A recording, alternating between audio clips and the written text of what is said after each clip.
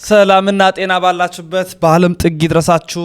እንዴት አላችሁ? እንዴት ቆያችሁ? ያሮስ 2 ተጀምሯል። በያሮስ 2 ዛሬም አንድ ርዕሰ ጉዳይ ይዘን መተናል። በዚህ ርዕሰ ጉዳይ ላይ ትንታኔዎችን እንሰጣለን፣ ሰፋ ያለ መረጃዎችን እናቀርብላችኋለን። እናት ቤተክርስቲያንን ከፍ እናደርጋለን። ታዲያ አብራችሁ ቤተክርስቲያንን ከፍ ለማድረግ ኦርቶዶክሳዊ እውቀቶችን ለመገብየት ከሻታችሁ እንግዲያውስ ያሮስ 2ን ሰብስክራይብ አድርጉ። እግዚአብሔር ይመስገን 12000 አልፈናል። አሁን ግስጋሴያችን ወደ 20000 ነው።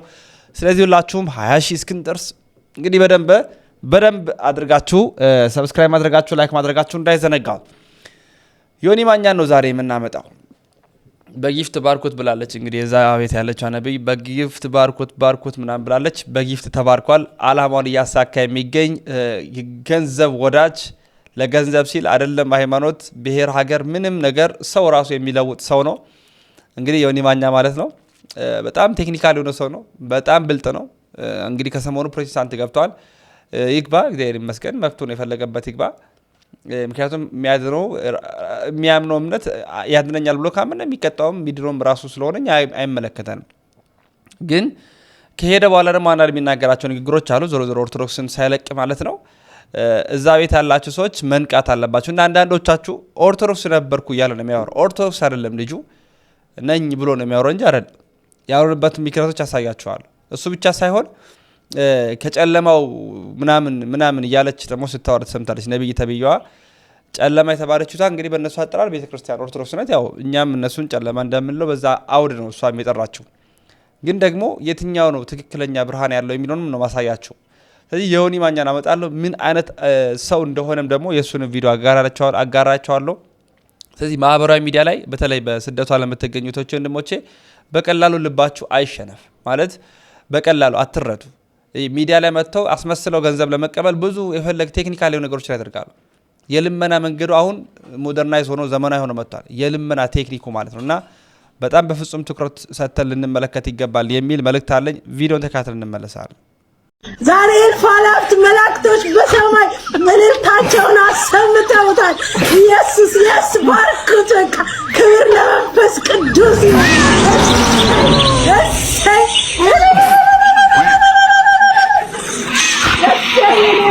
ኢየሱስ ምንሁንልክ መንፈስ ቅዱስ ወይ ኢየሱስ መንፈስ ቅዱስ። ነገራችን ላይ ሾፋችሁ ታላ ቢዝነስ ማይንደር ነው። ገባር ሰው ነው። በቃ ብርባ ድመት ብርባ ይበት በቃ የፈለገ ቢሆን አይሰማችሁ ነው ማለት። ሃይማኖት የሀገር ቀይሯል፣ ብሔር ቀይሯል፣ ስም ቀይሯል። ሾፋችሁ ታል ግን ጩጮ አንበሳ ደብ ስትል እንዴት እንደሆነ ይሾፋል። ገባሽ? ገጮቹን ጊፍት ነው የሚሾፈው። ሽቀላ ላይ አይደል ያፏገራል እስኪ ብሎ እያለ ዘነብ ሲል ማን ነው ምንድነው የገጨኝ ምናምን በቃ ርዕስ አንበሳው። በነገራችን ላይ በቃ ስራ ነው። በቃ ምንም አንተ እንትን አይደለም፣ አልፈርድም። ገብቷል። ይሄ በቃ አዲስ አሞቁልኝ የሚሰሩት ናቸው የሚያሳዝኑኝ እንጂ አንተማ ገብተህ ለባቸው ለብ የመሸቂያ ቤት እኮ ነው አንበሳ። ስለዚህ ዝም ብለህ ሸቅል። የሶስት ወር የቤት ክራይ ምናምን ዘብ አስደርጋቸው፣ የልጆችን ማሳደጊያ ምናምን ዘብ አስደርገህ እስከ ያስተላልህ አባቴ። ያው ስራ አይደል በዚያ ትታማመች እስከ ድሮ ጀምሮ እንበለ እዛ ገብተህ እዚህ ተፈረገጣ ጅላስ እንዳለ ኦርቶዶክሱ እንዳለ ባኒና ነው ጠቅላላ። እንዴት አይወቅ ያራዳልሽ እንበለ እዛ ሄደሽ አሽተ መብላት ነው። ገብቷል። ጆከር ለመሬት ጣድባቸው እንበለ እንግዲህ ምስኪን ህዝብ እየገባሽ እያለቀሽ አሳልቢው ታስጋለሽ። ባርኩት፣ በጊፍት ባርኩት። ኧረ ተው ጌታ መንፈስ አንበሱ አስተውላ ታዘለው ወይ ጉድ አልግሽ ሲደ። በነገራችን ላይ ስሙ ተቀየረ። ሰማችሁ አይደለ? ስሙን ራሷ እንደው ጫለ ሰው እኮ ሲያሳዝን እንትን ናት መሰል ነብይ ምናምን ነብይ ብርቱካን ሎሚ እስኪያደርግሽ ድረስ ይመጥሻል ጀለሲ። ዮኒ ጓየው፣ ዮኒ ማኛው፣ ዮኒ ሴጋው፣ ዮናስ ሙሉላይ መታወቂያ ስም ማለት ነው። አሁን ደግሞ ብርቄ ለኔ ዛሬ አንተ ለኔ ብርቄ ነህ። ብርቄ ታውቃለህ?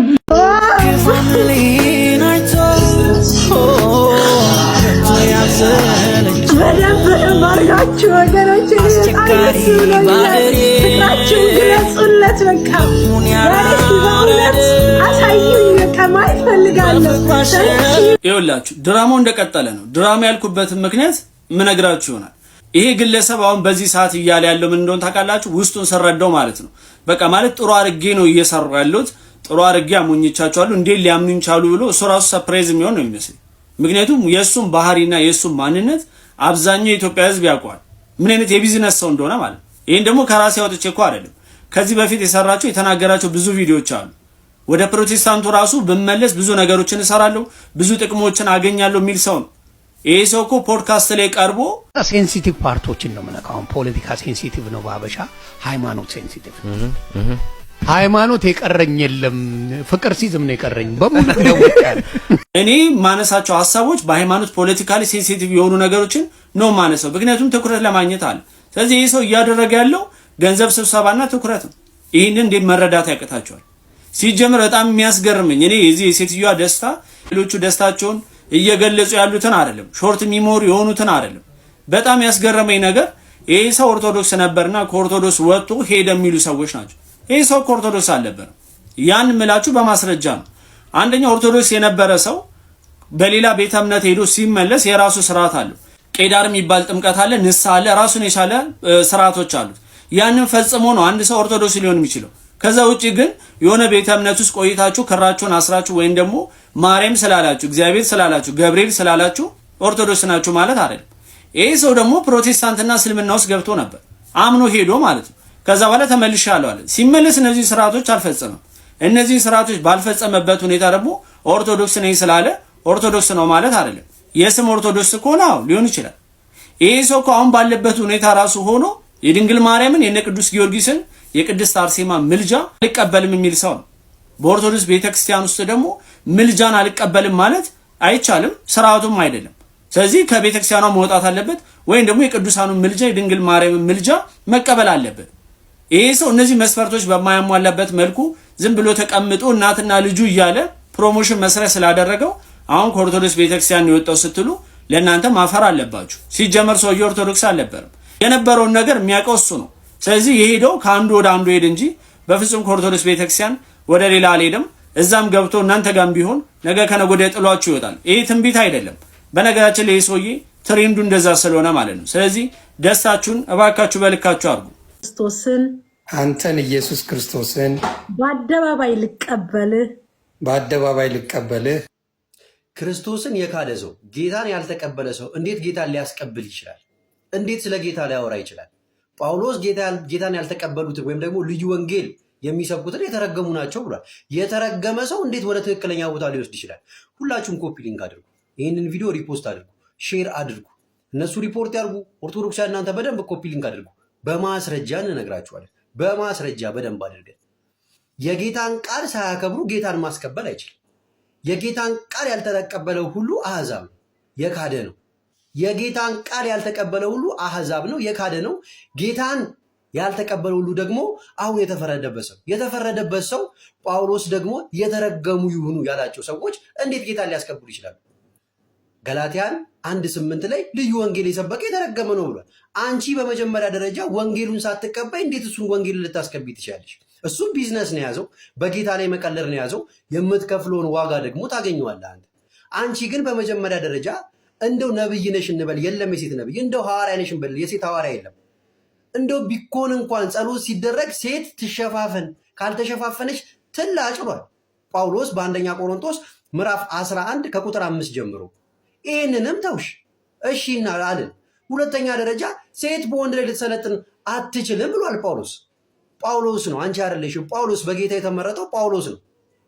በአንደኛ ጢሞቴዎስ ምዕራፍ 2 ከቁጥር 11 ጀምሮ ሴት በወንድ ላይ ልትሰለጥን አትችልም፣ ሴት ወንድ ልታስተምር አትችልም፣ ሴት በዝግታ ትማር።